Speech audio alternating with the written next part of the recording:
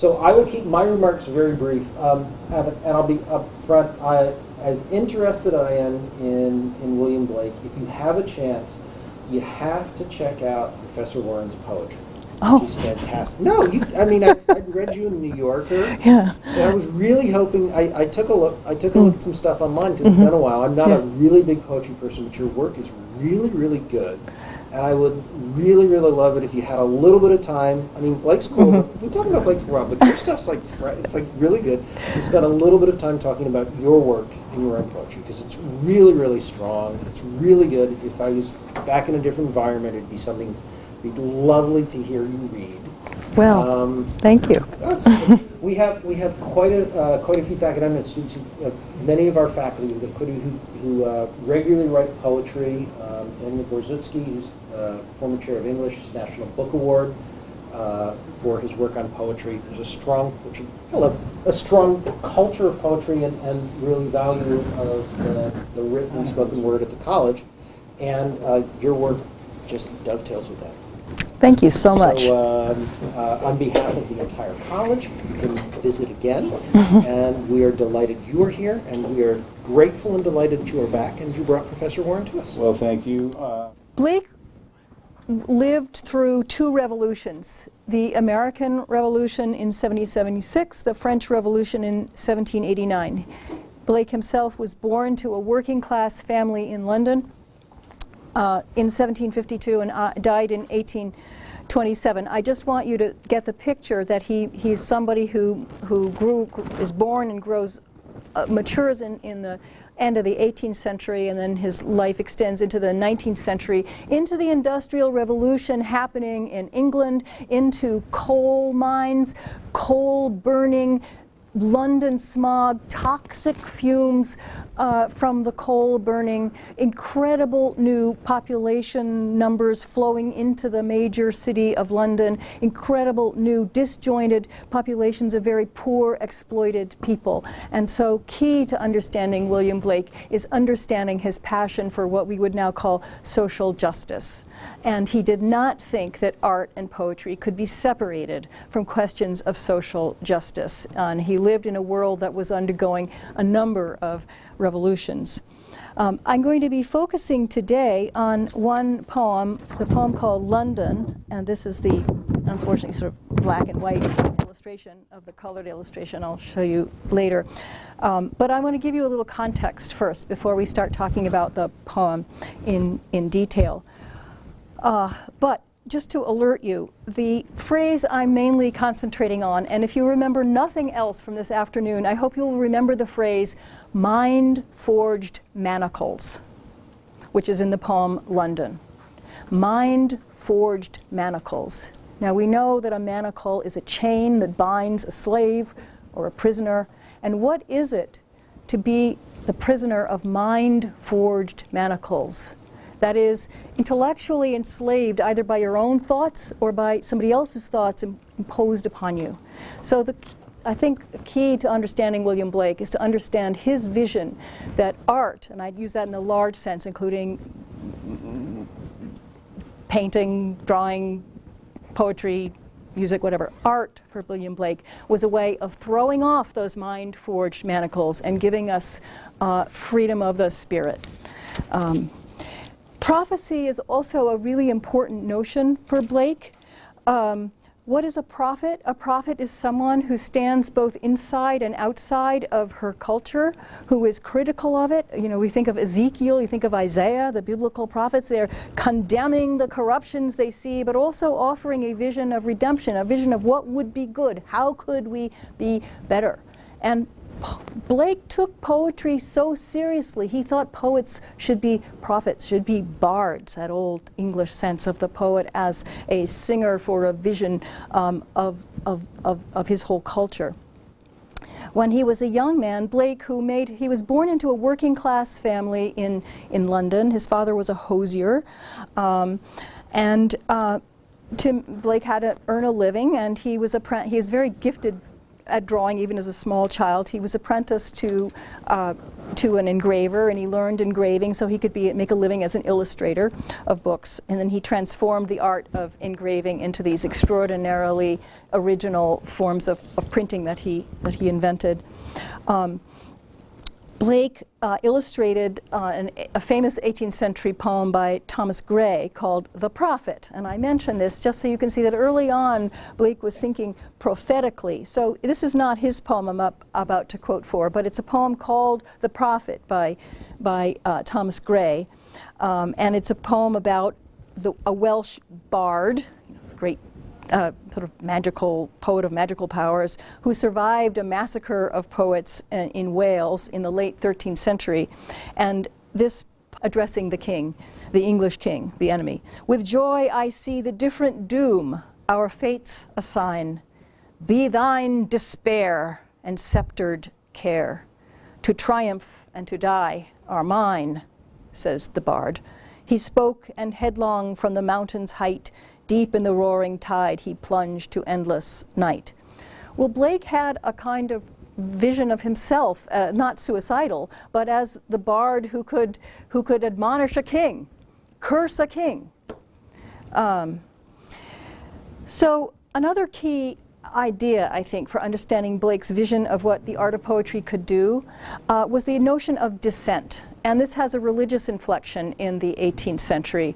That is, England was dominated in the 18th century by the Church of England, which was a Protestant church, as you know, that was sort of evolved out of Henry VIII's various divorces and fights with the Vatican. But the Church of England, the Anglican Church, remained a very hierarchical, even one might say kind of authoritarian institution. At least it was in Blake's mind. So Blake's culture was of the dissenting culture, that is the so-called low churches of England, that were the ancestors that gave birth to the American Puritans, who were often in different ways oppressed by the religious hierarchy in England, and who did not have these complex authority structures of the Church of England, but was it was radical. These dissenting churches were radical, and they emphasized a more private vision of the sacred and less mediated by archbishops and bishops and so forth. But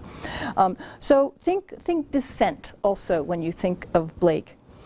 Of the prophets, he especially loved Ezekiel and Isaiah, and in his marvelous prose gathering of prose aphorisms called The Marriage of Heaven and Hell, which I urge you all to read.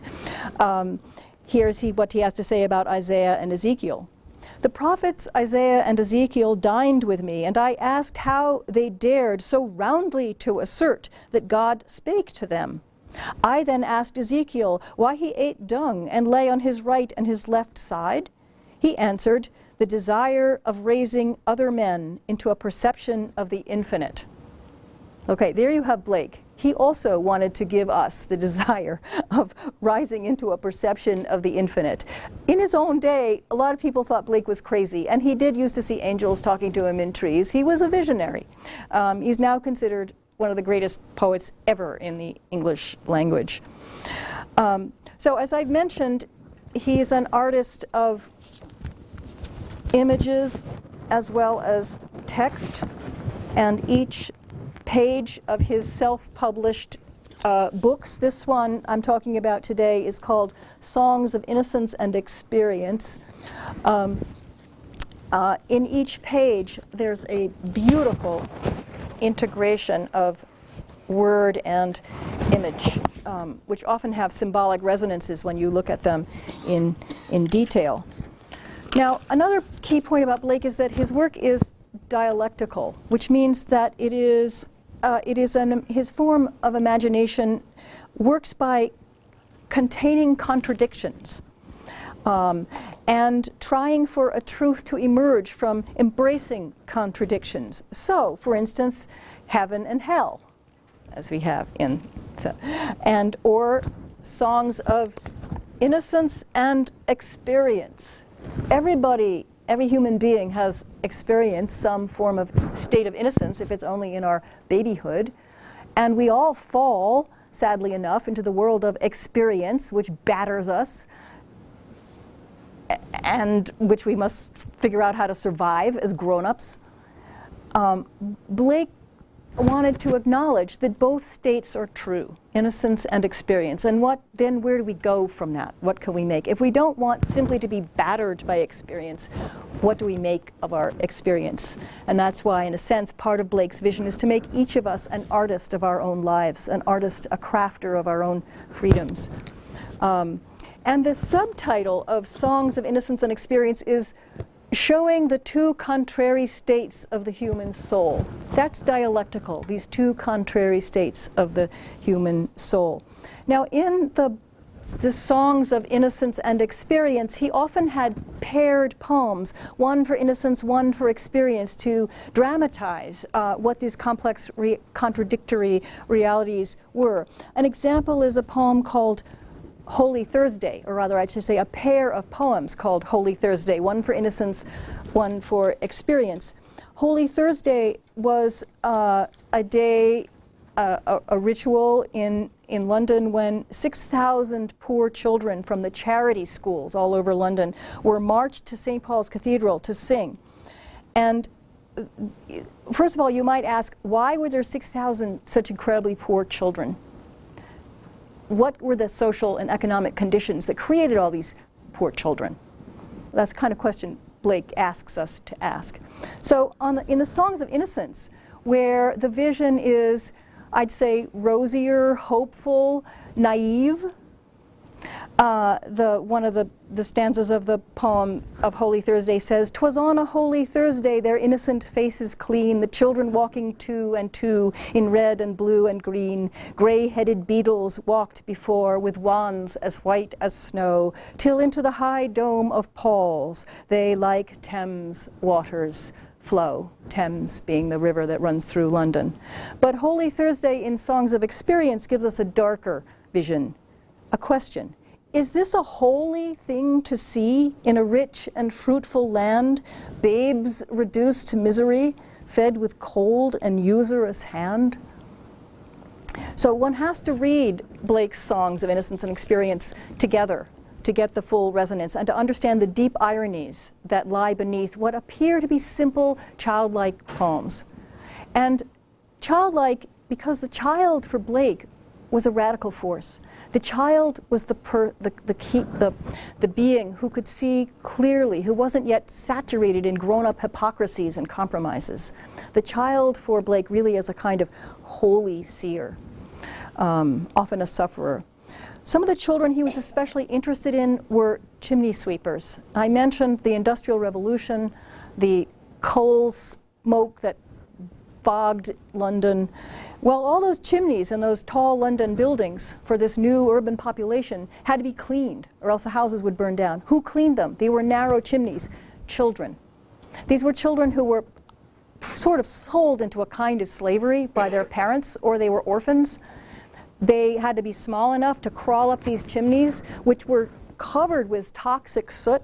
They would hurt themselves inside these chimneys. Can you imagine yourself in there crawling up a 5-story chimney? You get cut because it's the stone or metal pieces.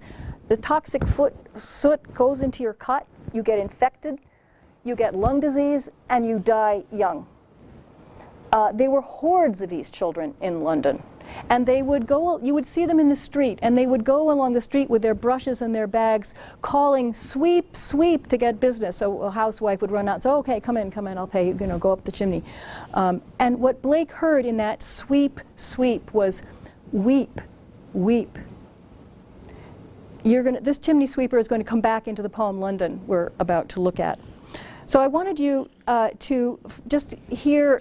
The chimney sweeper appears in a poem called the Chimney Sweep in Innocence, and he reappears in Experience with a different contrasting, contradicting views.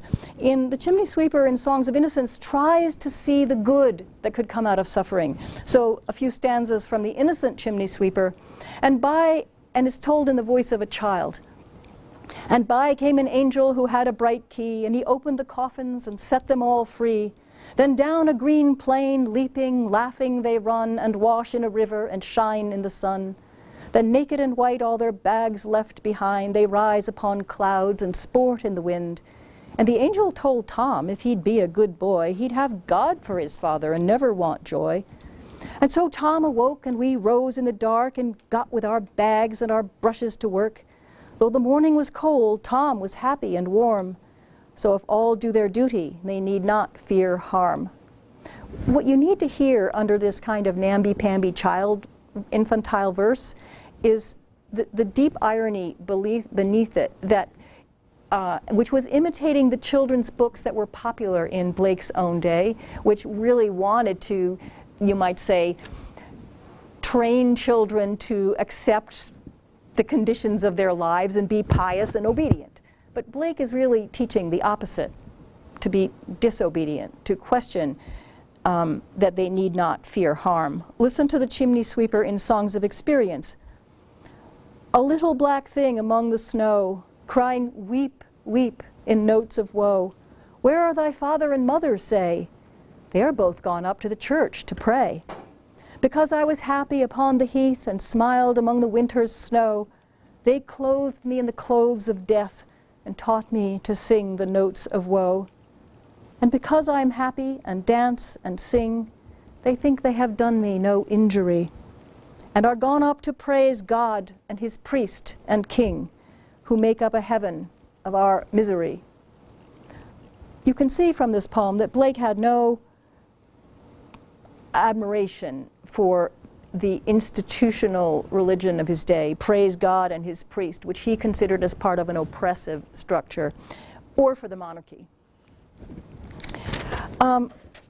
So let's look now at at our London, and introducing London. I just want to mention briefly on this handout, there are the introductory poems for the Songs of Innocence and the Songs of Experience, but then we'll look at London. Songs of, you got it? Yeah. Songs of Innocence are introduced by, you might say, an innocent poet figure who's piping down the valleys wild. This is a pastoral poet in the country. And it's a magical child who appears on a cloud and is, you might say, it's a scene of the initiation of poetry, who tells the poet first, pipe on your little panpipe, then sing, then write. Piping down the valleys wild, piping songs of pleasant glee, on a cloud I saw a child, and he, laughing, said to me, pipe a song about a lamb. So I piped with merry cheer, Piper, pipe that song again. So I piped, he wept to hear. Drop thy pipe, thy happy pipe, sing thy songs of happy cheer. So I sung the same again, while he wept with joy to hear. Piper, sit thee down and write in a book that all may read. So he vanished from my sight, and I plucked a hollow reed, and I made a rural pen, and I stained the water clear, and I wrote my happy songs every child may joy to hear. Now this seems a very innocent, sweet poem, and I just would like to alert you to a few little discordant notes that suggest that even in the introduction to the Songs of Innocence, Blake expects us to understand that we don't live in the Garden of Eden. One is the verb to weep, wept. He wept to hear. He wept with joy to hear. We've already seen the weeping of the chimney sweepers, weep, weep. In this introduction to Songs of Innocence, with the piping, the child wept to hear and wept with joy to hear. So it seems like tears of joy, though we're going to see very other kinds of weeping going on, which is part of the dialectic of Blake's whole large imagination, the different kinds of weeping. But the verb I particularly want to look at in this introduction to Innocence is stained. And I stained the water clear to become a writer. Staining has inevitably a kind of negative resonance, something sinister about it, and suggests that human consciousness already, by its very situation outside of Eden, we might say, is stained, that our reality is stained, and that our writing out of it is a form of staining. We are not lambs. We're not tweedling birds on the tree. Our consciousness sort of places us in nature, but also outside of nature and in a world of time and suffering. That world of time and suffering is a lot clearer in the introduction to Songs of Experience, where here you hear Blake in the prophetic voice, the bard voice, booming. And in these longer stanzas, 5-line stanzas of uneven metrical lines, but strictly rhymed, is calling the lapsed soul, the fallen soul, that is doing the prophet's job of saying, you're wrong, and we have to make things right. And booming, really, with a voice of authority. Hear the voice of the bard, who present, past, and future sees, whose ears have heard the holy word that walked among the ancient trees, calling the lapsed soul and weeping in the evening dew that might control the starry pole and fallen light renew. O earth, return, arise from out the dewy grass. Night is worn, and the morn rises from the slumberous mass. Turn away no more. Why wilt thou turn away? The starry floor, the watery shore is given thee till break of day. You can see here that Blake takes traditional Christian imagery and language, like the Holy Word, which is Christ, Gospel of John, or the notion of the lapsed soul, which is the fall. He takes Christian imagery, but he uses it for his entirely unorthodox ways to make a drama of, I'd say, sin, guilt, and potential redemption in his own mythological terms. So let's turn now to London, which is the center of what I want to say. London, obviously, it's not a pastoral scene. It's not lambs, it's not valleys wild. There's no piper here. In London, the poet is a witness who wanders the streets. And I've been asked to say something about my own poems. I will say that this poem is a guide for me in my own vision of what it is I think I want to do as a poet, which is to be that kind of witness, to wander the streets of my country and to look in the faces of my fellow human beings and see what I see there and record it. And that's what Blake is doing in this poem, London. I wander through each chartered street, near where the chartered Thames does flow, and mark in every face I meet marks of weakness, marks of woe. In every cry of every man, in every infant's cry of fear, in every voice, in every ban, the mind-forged manacles I hear. How the chimney sweepers cry, every blackening church appalls, and the hapless soldier's sigh runs in blood down palace walls. But most through midnight streets I hear how the youthful harlot's curse blasts the newborn infant's tear and blights with plagues the marriage hearse. I hope you're shocked by this poem. Let's talk about it a little. I hope you're deeply shocked at this vision of, say, the young prostitutes, the young harlots in the street selling themselves because they seem to have no other way to eat, perhaps. How that terrible phrase at the end, marriage hearse, where the very institution of marriage has turned into a funeral. Because for Blake, it's all related, reality is all related. In a world where there are enslaved children and a vicious militaristic empire which has its hapless soldiers whose sighs suddenly turn into washes of blood down the palace walls, that sexuality, sexual love, fertility is all blighted because the system is blighted, according to Blake. So let's look at a few of the words in this poem as a way into it. Let's look at that word chartered. It's a marvelous word. And by the way, Blake didn't write that word on his first draft. First he said that they were dirty streets. And then he called them cheating streets. So he just, that's the way poets work. You know, sort of draft after draft, revision, discovery. He got to chartered, and that's brilliant.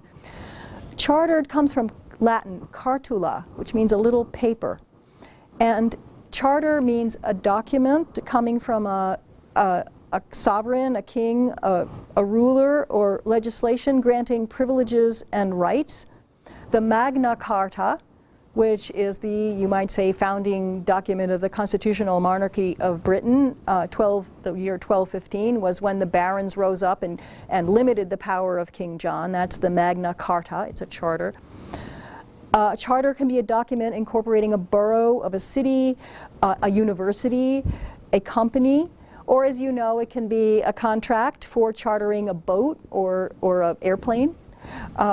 You would think that since charters grant privileges and rights, Blake would be in favor of them. But charters, as they were used in the late 18th century and the 19th century in England, were very oppressive instruments. They were very oppressive instruments for instance, how trade was controlled in London. So the guilds, the guilds of the stonemasons and the tailors, they all had, and the merchants, they all had their charters, which were regulatory and said, you can't do this, you can't do that, and the money had to go, partly it was filtered off to people who were running the sort of the, you might say, almost sort of mafia structure of the business. And so it was felt by a lot of poor people in London as a terribly oppressive system.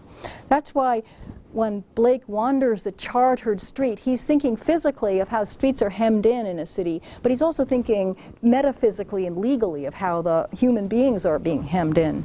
Near where the chartered Thames does flow. So even the river is hemmed in. It's hemmed in by the masonry quays that go along and sort of make the river into a, you may say, an industrial channel for shipping and merchandise. But it's also full of those chartered ships and the chartered business of commerce. And mark in every face I meet marks of weakness, marks of woe. That word mark is a prophetic word. It comes, I would say, into, I mean, it's not only from Ezekiel, but it is in a famous passage in Ezekiel when the Lord commands in Ezekiel 9, go through the midst of the city, through the midst of Jerusalem, and set a mark upon the foreheads of the men that sigh and that cry, that verb so important to Blake, that cry for all the abominations that be done in the midst thereof. And those marked will be spared. So here is Blake in his Ezekiel mode in seeing, and look at the way he repeats this word, mark as a verb, marks as a noun of weakness, marks of woe. Often creative writers, teachers tell you not to repeat. Don't listen to them. Listen to Blake. You can always do something criminal in creative writing if you can do it well. And I'd argue that great Blake here uses repetition brilliantly and for a prophetic purpose. In every cry of every man, in every infant's cry of fear, in every voice, in every ban, the mind-forged manacles I hear. So let's look at that word ban. That's a really interesting word. You may remember it from reading 19th century novels about marriage, where when so-and-so is getting married, they publish the bans. That means they publish the proclamation in the on the village church to send up. So if anybody wanted to object to this marriage and say, no, he's actually marrying his sister, the bans give you a chance. But mainly the marriage bans are sort of a happy document, usually. But ban has very negative connotations. It can mean a summons by proclamation, a prohibition. It can mean a curse, an interdiction.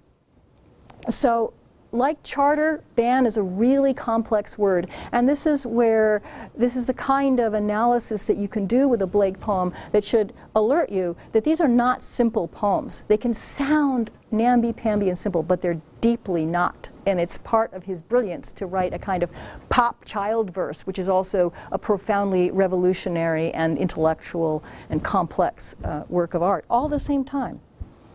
And then we get to those mind-forged manacles that he hears in every voice, in every cry, from children, from infants, and from grown-ups. He hears suffering. Things are not right. People are hurt. And they're hurt because people's brains have been, from Blake's point of view, manacled. They've assented to a system which hurts them. I love the word manacles, partly because in it there's the word man, the human being, the deep human being that Blake, as an artist, is trying to free, trying to deliver us back to a kind of wholeness that he fears we've lost. How the chimney sweepers cry, every blackening church appalls. That's also absolutely marvelous.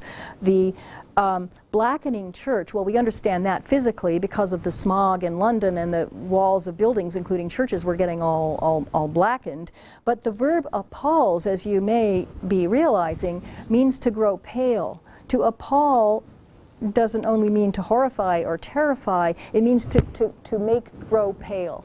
And so that line, every blackening church appalls, has a marvelous contradiction within it, sort of black and white, both sinister, black and white. And the hapless soldier's sigh runs in blood down palace walls. I hope that makes you think of a horror movie, you know, the kind of movie like The Shining, where suddenly blood is pouring down a whole wall. Blake is a visionary artist. He wants you to see these visions. And the soldier, why the soldier? Because it was another profession for the poor. You join the army. You go get off sent to India and other parts of Asia and, you know, fight for the Queen.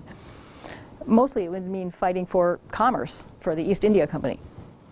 But most through midnight streets I hear how the youthful harlot's curse blasts the newborn infant's tear and blights with plagues the marriage hearse.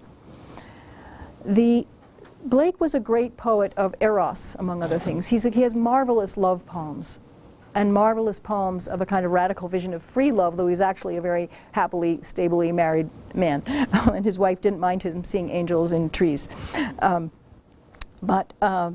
His deep sense was that we are blighted as long as there is so much injustice in our society, and that there would be these youthful harlots, these girls selling their bodies, that the babies, the newborn infants' tear, also have their lives blighted by the conditions of their parents, and that marriage itself, under these conditions, is a kind of illness, is a kind of plague, and even a funeral, if people are not free truly to love.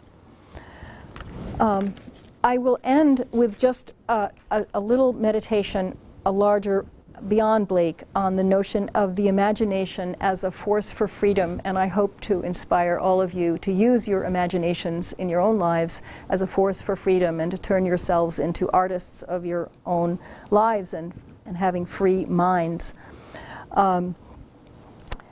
Saint Joan, the French visionary saint who heard voices from her saints and had a great military victories of driving the English almost out of France until she was betrayed and captured and sold to the English and burned at the stake in 1431. George Bernard Shaw, the British playwright, 20th century playwright, has a I think his best play is called Saint Joan, and if you don't know Saint Joan, I urge you to read it, and even better, get together with your friends and read it out loud, act it out. It's a fabulous play. And at the end of Saint Joan, this is long after Joan's been burned, there's a scene in the bedroom of the king she crowned at Reims, Charles VII, and whose throne she restored. She freed France and gave it to him. He's really a weakling, this king, kind of an idiot, but all right. He was the one in line, the royal blood. So years after her death, there's King Charles in his bedroom, and all of a sudden all those ghosts of the spirits of the people who had been involved in the drama of burning Joan 20 years before appear in his bedroom.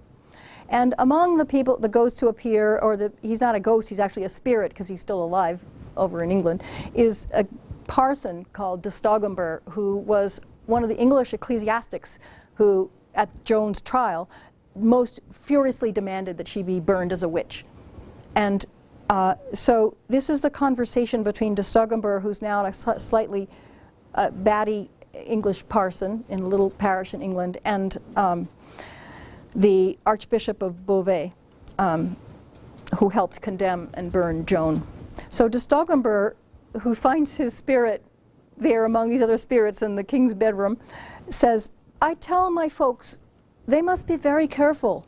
I say to them, if you only saw what you think about, you would think quite differently about it. It would give you a great shock." And they all say, "Yes, parson, we all know you are a kind man and would not harm a fly." That is a great comfort to me, for I am not cruel by nature, you know. The soldier asks, who said you were? De Stoggenburg, well, you see, I did a very cruel thing once because I did not know what cruelty was like. I had not seen it, you know. That's the great thing. You must see it, and then you are redeemed and saved.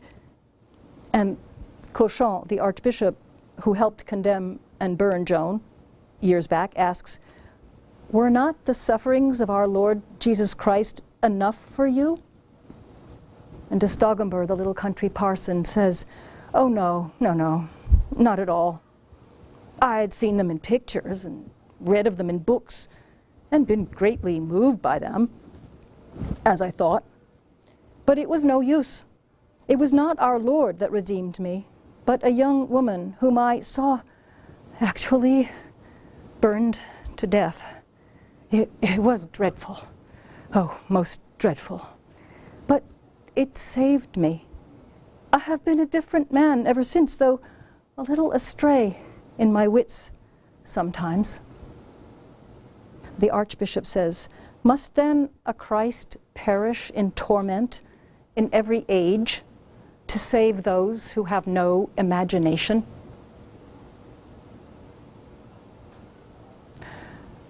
So I conclude my talk there and hope we can talk about the imagination and justice and everything else you have on your minds.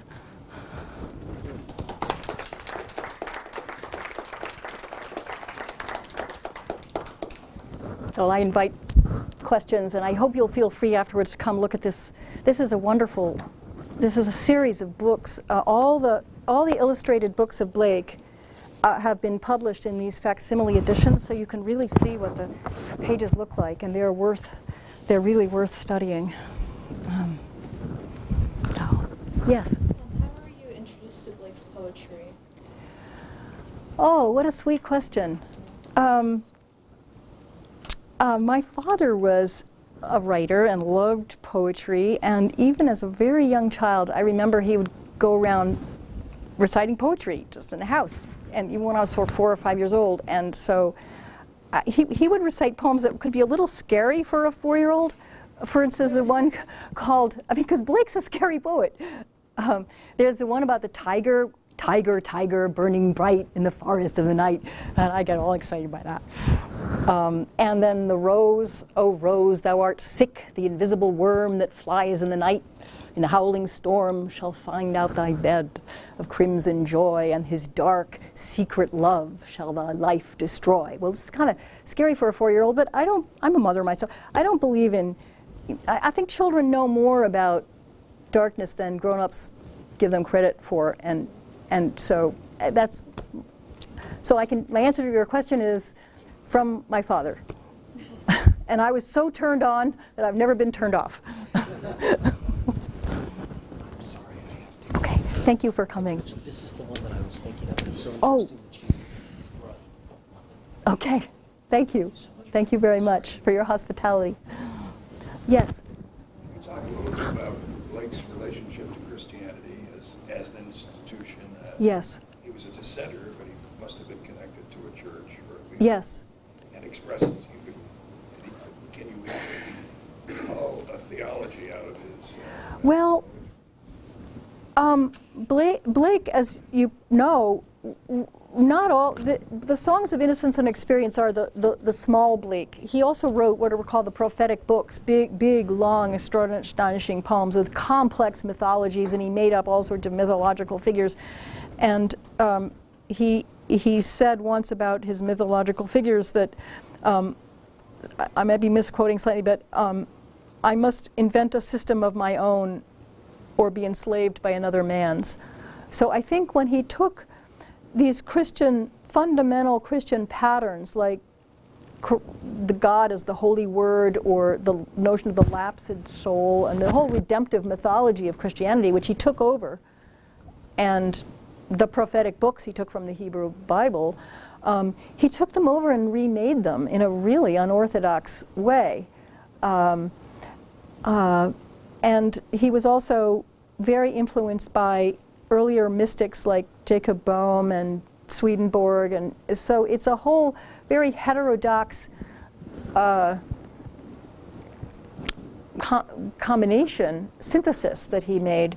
But it's not just kooky 19th century New Agey stuff, because I think the force of his imagination and of his analysis was so great, and his artistic power was so great in the forming of the poems and the forming of the images, that he made a coherence out of it.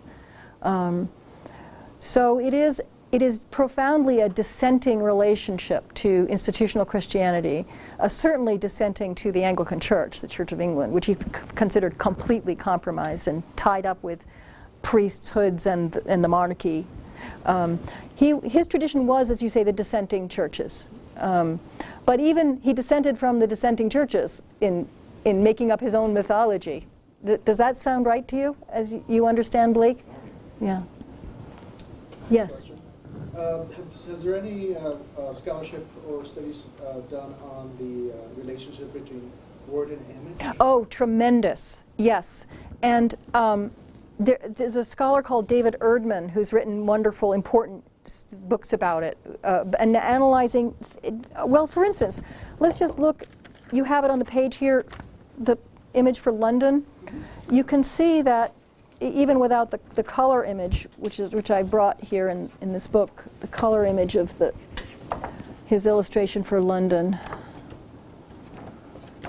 This is the way he painted it, because he would print the etching and then he would watercolor each individual copy. So these books are incredibly valuable.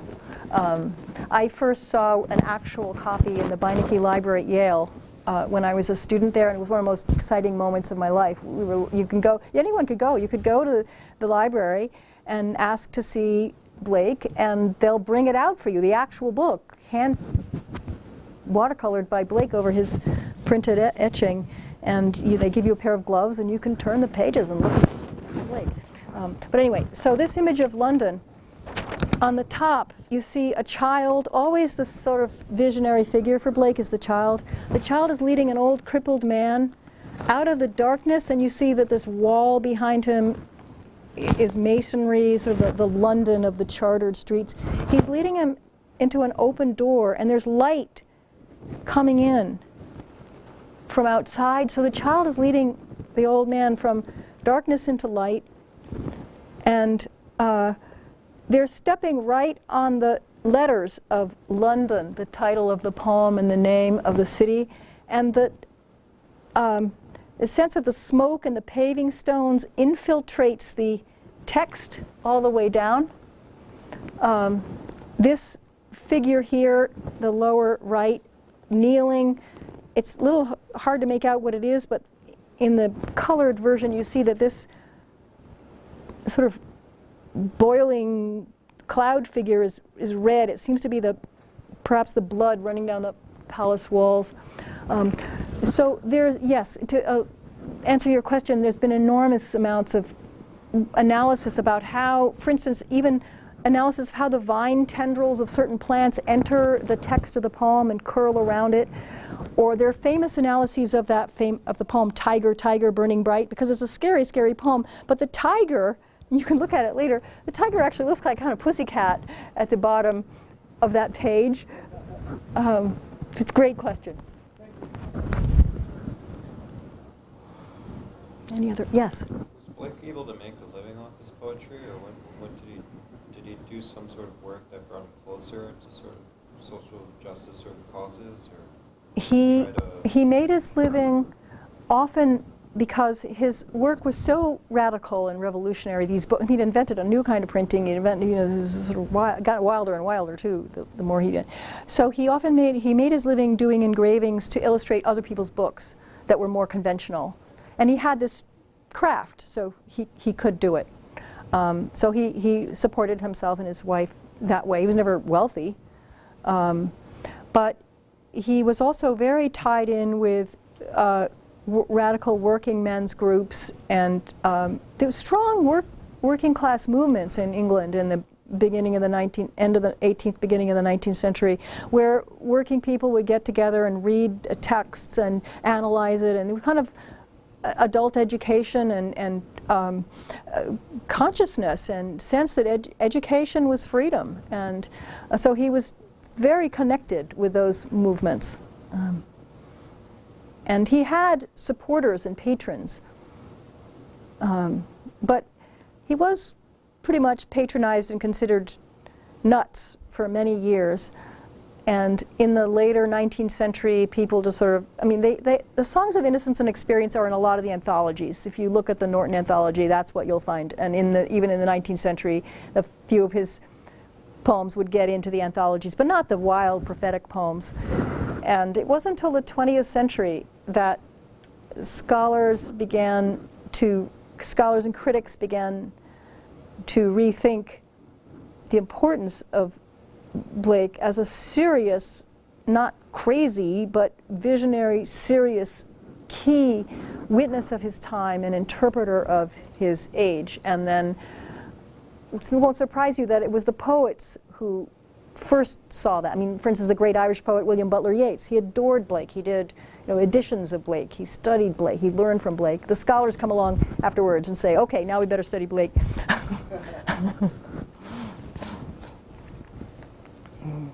Any more questions? I'd like to just comment. This weekend, I spoke to a student at a four-year university who told me that he was in creative writing, and I asked him what books he had read, and that stumped him. He couldn't come up with the name of a single book that he had read. And here we have an example of a poetess, a poet, who also is a scholar of other poets. And that, I think, is the model that should inspire us. Obviously, in one of your answers, you mentioned your interest came from your father, who was reciting poetry. Not everyone here at this table has that good fortune to have literary parents, but obviously your love of poetry infuses what you do, and you're sharing it with us. And I think that's something that we should all take away from this, besides what we learned about Blake, is the example of someone whose life is filled with literature. And I would urge you, as President Potash took the time, look up Professor Warren, Google her, and look at some of her poetry, and judge for yourself how she is able to express the passion that she has for literature. So thank you for being so patient. You're very good students. I miss being here. So let us thank Professor Warren. Thank you. Thank you.